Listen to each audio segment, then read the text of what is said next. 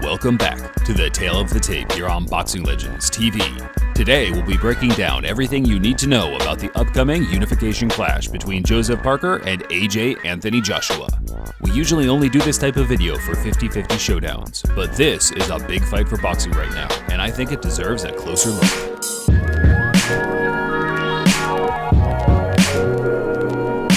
Defending IBF and WBA champion Anthony Joshua will enter the ring with a record of 20-0 with 20 knockouts.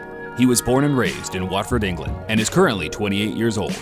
Joshua packs his huge build into a body of 6'6" and has a reach of 82 inches. He's a classic man fighting in the classic orthodox stance and will be expected to weigh in at roughly 250 pounds. Moving on to AJ's performance card, his standout stats are his power at 91, ring IQ at 88, technically solid defense at 85, with his stamina being his lowest at 79. But it takes a certain type of fighter to exploit that, and we'll reveal if Parker will be that man later on. WBO champion Joseph Parker will enter the ring with an unbeaten record of 24-0 with 18 knockouts. He resides roughly 12,000 miles away in New Zealand and is still relatively young, turning 26 earlier this year. Parker is just tall enough to be mentioned amongst the dinosaurs of today at 6'4" and has a reach of 78 inches. Joseph is also an orthodox fighter and is expected to weigh anywhere from 240 to 250 pounds, so again, very little between the two there. As you can see, Parker's card is quite well balanced, with his standout stats being his speed, power, and chin. With him being from New Zealand, you should expect nothing else for the latter. Parker's stamina and ring IQ are his biggest flaws to speak of, and we'll elaborate on that later on in the video.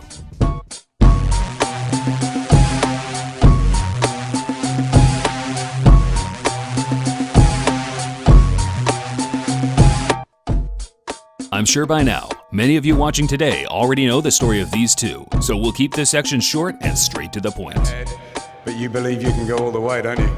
I'm not saying anything just yet. Joseph Parker's rise to the top started roughly 20 years ago when he took up boxing thanks to his father, Dempsey, who was a huge boxing fan and named after the legendary champion Jack Dempsey from the 1920s. And sent to the canvas for the first time in his professional career. Parker quickly became one of the best rising prospects from New Zealand as an amateur and fought around the world, winning various medals and only ever losing to guys like Tony Yoka and Filip Hrgovic, who went on to be top 10, possible top 5 heavyweights in the amateur circuit over the next few years. Parker turned professional in 2012 and started bombing out every challenger in his country. Franz Botha, Sherman Williams, and Kelly Meehan are a few amongst others. He's banging him! Got him with a good shot! He's ready to go! The legs of death! He got him with an uppercut! Uppercuts! Right hands! How about this, folks? I love it! I absolutely love it! Parker rightfully built up some hype and started knocking over top 25 heavyweights every few months and earned his chance to fight Andy Ruiz Jr. for Tyson Fury's recently vacated WBO world title. Good 1-2 to the body by Joseph Parker. Draws whooping oohs and ahs from the crowd here in Auckland. Parker had to come through a tough fight, but rightfully got the decision and has made 2 title defenses since, with a great win over the young Hughie Fury being the one to stand out. Looking back at Parker's career, it certainly hasn't been all roses. He's had to come through some tough scraps and game challengers to earn his status as a legitimate champion. The Joshua fight has been talked about for the last few years amongst fans, and it's great that we finally are getting to see these two go at it on March 31st.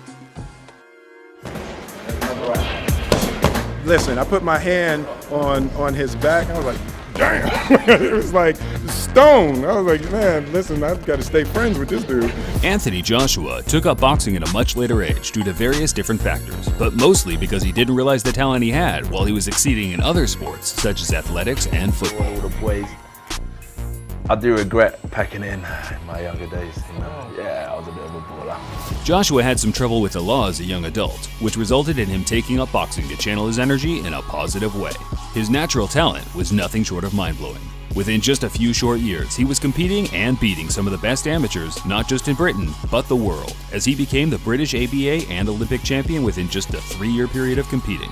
I would advise anyone who hasn't gone and watched his amateur fights to seek them out, because he really was something special for such a novice. What is keeping Leo up?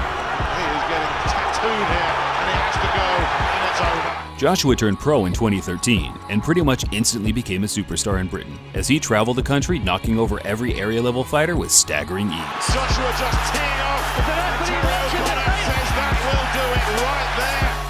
Joshua put himself on the world stage after destroying Dillian Whyte in a British title fight classic in 2015, and then went on to breeze through American prospect/champion Charles Martin for his first world title, which was also courtesy of the big man Tyson Fury.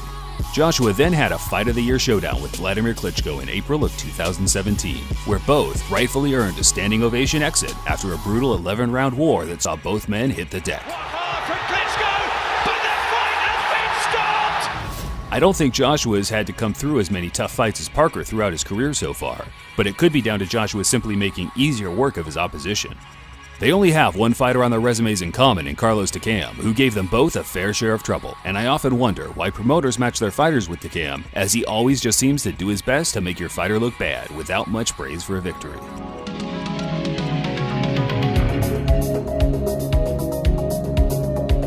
Starting off with some positives for Joseph Parker. The main thing to note is the speed and combination punching, which is undoubtedly amongst the best in the division. Some go as far to say he is the quickest, but it really depends on who he's fighting, which is the same for Joshua. Because Joseph Parker seems to be a guy that steams forward and tries to use his power and his speed to get people out there, so... Parker has no issue going from head to body in a split second, sometimes with the same hand, which is rare in today's game. It certainly isn't a textbook style of attack as he throws some wide shots, but overall, it's something his opponents have to react to for the entire 12 rounds against him.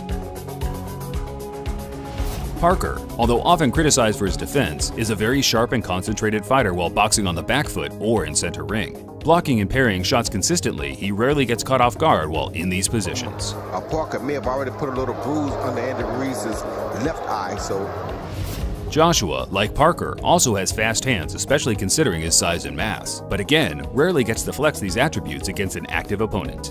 He was throwing 4s and 5s against Dillian Whyte after he slowed down in their fight, and if you go back a bit further, Joshua was putting combos together like Muhammad Ali against the likes of Darch and Backtoff. Ross in big trouble here. Joshua just teeing off. Says that will do it right there. Now, just for the record, they aren't exactly on Brian London's level, but you get the point. The real standout point for Joshua is his ability to counterpunch at pretty much any range.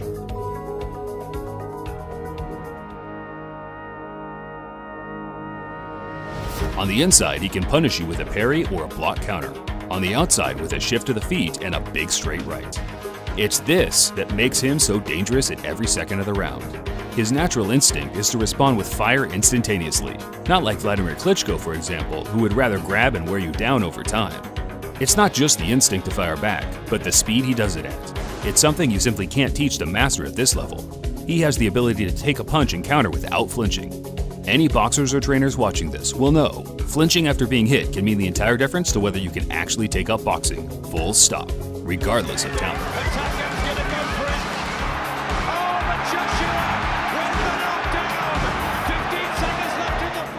I've always pictured this fight to take place in the center ring for the large majority, and I think it's here that we'll see the best from both men. But if Parker decides to press, then we might get an early knockout for either man depending on Parker's intent.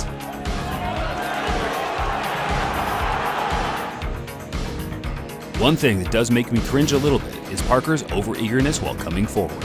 It's wild, wide, defensively wrong for so many reasons, and just seems to be perfect for a supreme counterpuncher like Joshua. But, and this is a big but, if he comes forward with the same aggressiveness and actually throws genuine knockout shots consistently, this might be the only way for him to put down Joshua. I know Klitschko managed it with a straight right, but Parker simply doesn't have this type of power and range. Joshua, while defensively sound for the majority of the time on the back foot, does look a little stiff and shook up while being bombarded. If Parker can get inside and draw AJ's hands down with a quick 1-2 from body to head, and then follow up with an onslaught of hard, accurate shots, he has a chance of putting him down. I say this because Parker does actually have the ability to do this with his speed and moderate power. I think both men suffer when it comes to stamina. Sure, AJ's has been more noticeable so far, but Parker's punch output as the rounds progress just seems to keep diminishing. For me personally, it's this fact alone as to why I'll be picking Anthony Joshua to win. If you can't outwork the man, he'll simply make you fight to his pace, where he lands the better work round after round, because quite simply, he's the better boxer.